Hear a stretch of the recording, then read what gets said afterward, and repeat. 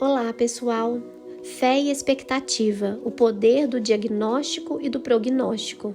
O Dr. Bernie Siegel, médico cirurgião, fala em seu livro Amor, Medicina e Milagres sobre o poder das expectativas no tratamento de pacientes com câncer.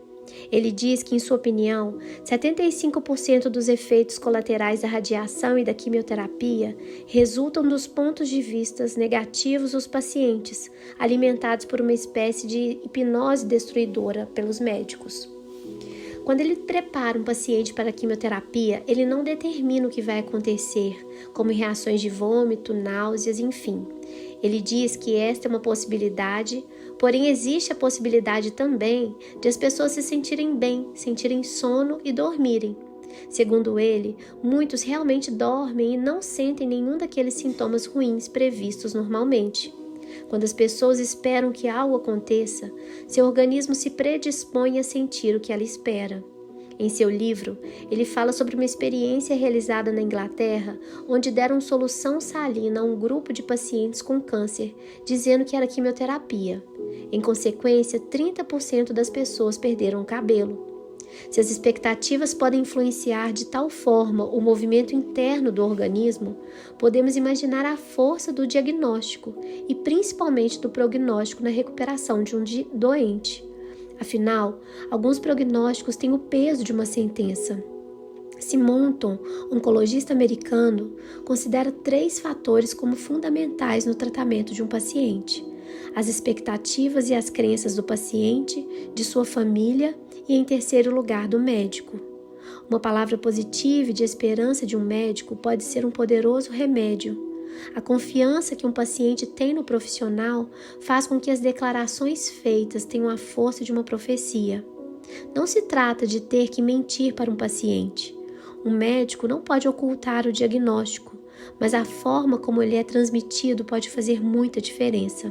Quanto ao prognóstico, talvez tenha que ser tratado com muito cuidado. Mesmo com todo o conhecimento e experiência, será que podemos afirmar, por exemplo, qual o tempo de vida que resta a alguém? São incontáveis as pessoas que desafiaram as estatísticas e estão vivendo muito bem apesar do prognóstico desastroso. Depois de esperar com muita ansiedade e felicidade o nascimento da filha, uma mãe sofreu um abalo emocional. Apenas a fé em Deus a manteve firme. Sua filha nasceu com um problema muito sério. O médico que a acompanhou disse que não havia esperança, que a criança viveria no máximo 2 anos, mas sem enxergar, falar, ouvir nem andar. Foram dias de muita dor e sofrimento, contudo, ela não se deu por vencida, não perdeu a fé, continuou orando e crendo no agir de Deus. Aos 6 meses, sua filha já não parecia a mesma. Cresceu, foi uma criança saudável, sem nenhuma limitação. Hoje ela tem 25 anos e vive normalmente. Contrariando o prognóstico, ela enxerga, anda, fala e faz tudo o que foi previsto que não faria. Deus não se submete às estatísticas. O médico não deve enganar um paciente. Porém, uma coisa é dizer que ele não tem mais recursos. Outra é dizer que o problema não tem solução. Uma coisa é informar sobre as condições atuais. Outra é determinar seu destino. Um jovem me relatou, depois de uma palestra que ministrei em uma escola, a história triste de sua mãe. Eles descobriram que ela estava com câncer. O médico da família era um excelente profissional, além de ser um homem de muita fé. Ele não mentiu para a paciente, explicou exatamente o que estava acontecendo e disse que aquele era um grande desafio, mas que se ela estivesse disposta, eles o enfrentariam juntos. A atitude do médico não foi mentirosa, mas animadora e esperançosa, de maneira que renovou o ânimo da paciente.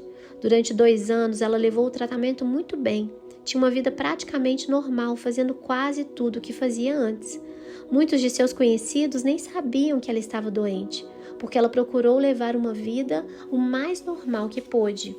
No fim do 2º ano, seu médico iria fazer uma viagem de 1 mês e a recomendou para um colega para que ele a acompanhasse durante esse período. No primeiro dia de consulta, ela levou o prontuário com todas as informações necessárias a respeito de seu caso. Depois de ler com atenção, o médico substituto disse a ela que não entendia o que estava acontecendo, que seu caso era tão grave que ela já deveria ter morrido há 2 anos. A partir daquele momento, a esperança que antes era o seu principal combustível chegou ao fim. O desânimo e o medo tomaram conta daquela paciente de tal forma que, quando seu médico voltou de viagem, a encontrou em coma, sem nenhuma chance de recuperação. Quando a esperança morre, é difícil manter a vida. Que Deus abençoe o seu dia e até o nosso próximo capítulo.